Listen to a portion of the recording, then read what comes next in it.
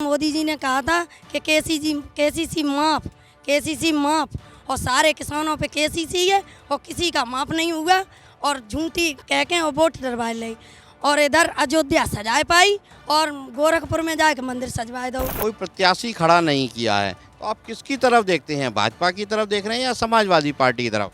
समय बताएगो,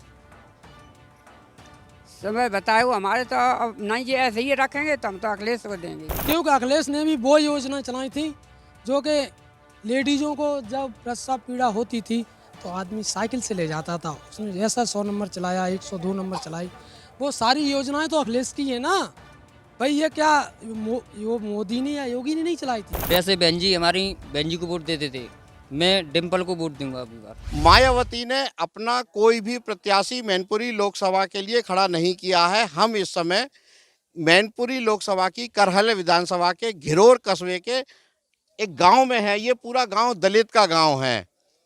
अब हम यहाँ पर लोगों से जानने की कोशिश करते हैं कि यहाँ इनकी क्या समस्या है। दलित बाहुल्य ये पूरा एरिया है। मायावती ने कोई अपना कैंडिडेट खड़ा नहीं किया है। क्या इनकी समस्याएं हैं और क्या आगे ये राजनीति और वोट डालते समय इनके दिमाग में क्या मुद्दे रहेंगे? क्या नाम है आपका? गुड्डी देवी। गुड्डी देवी, बहन जी ने, मायावती ने कोई कैंडिडेट खड़ा नहीं किया है। अब यहाँ लड़ाई भारतीय जनता पार्टी और समाजवादी पार्टी की डिम्पल यादव से है। वोट डालते समय में क्या आपके दिमाग में मुद्दे रहेंगे? जब वोट डालने जाएंगे तब सोचेंगे, अभी हम किसी के लिए नहीं वोट हमारा। अभी आपने निर्णय नहीं किया कि वोट किसे देंगे, लेकिन यहाँ गांव में मुद्दे क्या हैं? क्या ऐसी आपको कमियां हैं? क्या शिकायतें हैं आपको? हमारी शिकायतें हैं कि हमारी सारी खेती विनाश है और जितनी गैयां हैं नाव कर दे हैं कि हमने गौशाला बनवाए दी। गौशालन में 100 गैयां ना हैं, रात की सम्मत 2-4 गाय हैं बेव ढील के खेतन में। किसान आदमी बिल्कुल भूखो प्यासो मरो जाए रहो और 10 किलो गेहूँ 5 किलो चावल हमें नहीं चाहिए। इन गैयों के लिए कुछ भी इंतजाम किया जाए। गाय हमारे खेत के अंदर नहीं आए, ढिला नहीं रखना चाहिए। सरकार तो कहती है कि गौशाला पे बहुत खर्च कर रहे हैं, गाय के रखाव का इंतजाम कर रहे हैं, तो क्या आपके यहाँ पे कुछ नहीं हो रहा? कुछ नहीं हो रहा। हमारे यहाँ सारी गाय रात भर घर में घुसती हैं। जो बाहर मवेशी बंधी है उन्हें दाना चारा कुछ नहीं खाने देती हैं और सारी खेती 10-10 बीघा 20-20 बीघा सारी विनाश ऐसी दरांती जैसी काट देते हैं। अभी तो बहुत लंबे समय तक समाजवादी पार्टी के मुखिया मुलायम सिंह यहाँ पर लोकसभा के मेंबर थे, तो यहाँ गांव में इसकी गाय की समस्या, कोई और भी समस्या है क्या? बहुत सारी समस्याएं हैं कि अगर मोटरसाइकिल लेके या कुछ भी लेके बाजार बच्चा पहुंच गए, 10 रुपया की सब्जी लेने गए, 6,000 रुपया चालान काट के पुलिस तैयार कर देते हैं।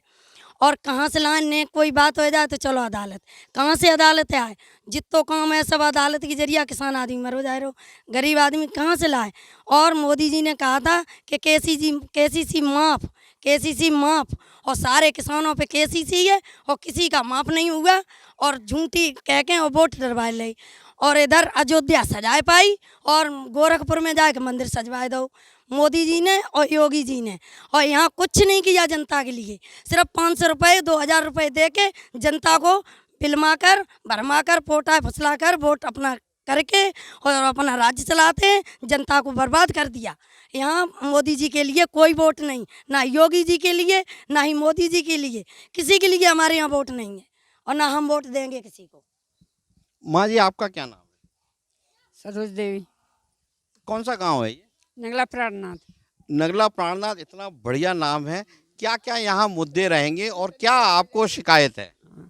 ये है शिकायत कि हमारा बेटा या कोई दुनिया में लड़के हैं शिक्षा मित्र थे, अभी तक कहते रहे पैसे बढ़ा देंगे, ठीक ना पैसे बढ़ाए और ना सरकारी करी। सरकारी 2-3 साल कर दे तो फिर लौटार कर दे, तो ये क्यों बार बार ये क्यों धोखा देते हैं? नगला प्राणनाथ पूरा ये दलित का है। आप मुझे ये बताएं कि बहन जी ने इस बार कोई प्रत्याशी खड़ा नहीं किया है, तो आप किसकी तरफ देखते हैं? भाजपा की तरफ देख रहे हैं या समाजवादी पार्टी की तरफ? समय बताएगो, समय बताएगो। हमारे तो अब नहीं, ये ऐसे ही रखेंगे तो हम तो अखिलेश को देंगे। आपका क्या नाम है? आनंद। आनंद, नगला प्राणनाथ में ही रहते हैं। क्या मुद्दे रहेंगे इस बार चुनाव में? चुनाव के मुद्दे तो अभी तो नहीं बता सकते खुल के कि ये रहेंगे, लेकिन सबसे बड़ी प्रॉब्लम है इसमें बेरोजगारी, क्योंकि बेरोजगारी दिन पर दिन बढ़ती जा रही है और मतलब वैकेंसी निकलती हैं फिर चली जाती हैं। वैकेंसी खुल के नहीं आ रही है और मतलब दिलासा देते रहते हैं कि हाँ वैकेंसी आने वाली है, आने वाली है। तो मुझे पता है कि वही इलेक्शन के टाइम पे आएंगी और आने के बाद फिर वही। नहीं, अभी तो इस समय तो उपचुनाव होना है, तो उपचुनाव में कुछ मुद्दे रहेंगे आपके, क्योंकि 16 महीने तक कोई भी सांसद यहाँ से मैनपुरी से, और आपकी भी विधानसभा करहल है, चुना जाएगा। आपने पहले भी वोट कास्ट किए हैं, लेकिन क्या फ़र्क हुआ जब मायावती ने अपना कैंडिडेट नहीं खड़ा किया? अब वो उनको पता होगा, मैं तो कुछ इस मामले में नहीं कह सकता कुछ भी। आपने पिछली बार भी चुनाव में वोट दिए हैं, और यहाँ मैं देख रहा हूँ सड़कें तो ठीक हैं, क्या अभी तक जो नेताओं को आपने चुन के भेजा वो आपकी कसौटी पे खरे उतरे? हम्म, इतने नहीं उतरे जितना सोचते थे। अखिलेश यादव यहाँ से विधायक हैं और चुनाव हुए भी काफ़ी समय हो गया, क्या वो दोबारा से इस गांव में आए? नहीं, इस गांव में नहीं आए वो। कुछ उम्मीद करते हैं कि नेता आप लोगों की, खास तौर पे दलित समाज की, कुछ बदले, कुछ भी करें आप लोगों के लिए? इतना तो हो सकता है कि जितना मान लो योगी सरकार में जो जॉब निकलती हैं वो पूरी नहीं होती, लेकिन अखिलेश यादव की सरकार में जो जॉब आती हैं वो पूरी होती हैं और वैकेंसी ज़्यादा भी आती हैं, जॉब भी ज़्यादा आती हैं। इससे बेरोजगारी कमी होती है। अभी तो जो चुनाव है वो तो केवल एक मैनपुरी लोकसभा के लिए है, केवल एक सीट के लिए है, तो इसमें कुछ भी कोई भी चाहे कि वो रोजगार के साधन मुहैया करा दे, उतना संभव नहीं है, सरकारें कराती हैं। इस समय आप योगी या मोदी से कुछ चाहते हैं क्या? अब मैं मतलब आप पूछना क्या चाह रहे हैं बात? मैं ये चाहता हूँ, गांव के लिए आप युवा हैं, पढ़े लिखे हैं, क्या और होना चाहिए ताकि आपकी ज़िंदगी में बदलाव आए? पढ़ाई का स्तर अच्छा होना चाहिए, ठीक है, और बस यही, सबको जॉब मिले, जो भी है जो अच्छे से तैयारी कर रहा है उसको जॉब मिले अच्छे से, बस यही चाहते हैं। युवा हैं, बेरोजगारी की बात करते हैं। आइए देखिए, बहुत सारे लोग और बैठे हुए हैं। भाई साहब, क्या नाम है आपका? बीपी सिंह। वीपी सिंह जी, अभी अभी चुनाव नज़दीक आ गया है, कोई आपको लगता है कि समस्या है, कोई माहौल बन रहा है जीत के? हर एक लोग अलग अलग दावे करते हैं। अरे ना, क्या नाम है आपका? मेरा नाम सुमित कुमार। सुमित जी, लोग जीत के अपने अपने दावे करते हैं, वादे कर रहे हैं, हर पार्टी कहती है कि हम जीते हम जीते। आप एक मिनट खड़े हो जाएंगे? तो क्या माहौल है पूरा, क्योंकि मायावती ने कोई कैंडिडेट तो खड़ा किया नहीं? हाँ, मायावती ने खैर कैंडिडेट नहीं खड़ा किया है, तो भाई जो अच्छा होगा नया ही चुना जाएगा, कोई भी सही। नहीं, नया क्या है, वो भी डिम्पल यादव यहाँ से हैं और रघुराज शाह के हैं, और एक सुभाषपा पार्टी है ओम प्रकाश राजभर की, उन्होंने अपना कैंडिडेट खड़ा किया है, तो हैं तो ये पुराने ही चेहरे। हाँ, वो तो बात सही है, लेकिन फिलहाल जनता का मूड ये है कि जो भी हो वो मतलब जनता का भला करेगा, कोई भी सही, चाहे वो भारतीय जनता पार्टी का हो, चाहे समाजवादी पार्टी का हो, जो जितनी भी पार्टियां यहाँ मतलब चुनाव लड़ रही हैं, जो जिसके मन में जैसा होगा भाई वैसा ही वोट देगा। ये तो मन की बात है। मतदान तो गुप्त मतदान होता है भाई, जो जनता के बीच में है, जनता को समझ रहा है, जनता की समस्याओं को समझेगा, उसे ही तो चुना जाएगा। अच्छा, एक बात और बताएं कि ये माना जाता है कि दलित समाज का जो वोटर है वो ज़्यादातर मायावती के कहने पे वोट कर देता है, क्या ऐसा ज़मीनी हकीकत आपके नगला प्राणनाथ में ऐसा है? नहीं, ऐसा कुछ नहीं है, ये तो खैर खामा खाम की बात है। दलितों के लिए बहन जी ने अच्छा किया है, तब तो दिल है मायावती के लिए, और अगर ऐसा नहीं है तो दलित भी बहुत सारे कई कई जगह भटक जाते। हमारा उद्देश्य तो ये है ना कि जो जनता के लिए, उसके सुख के लिए हमेशा खड़ा है, वोटर भी उसी के साथ खड़ा है। अच्छा, आपको कौन पसंद आता है, योगी या अखिलेश, और क्यों? देखिए, हमारे लिए योगी एकदम भी बेस्ट हैं।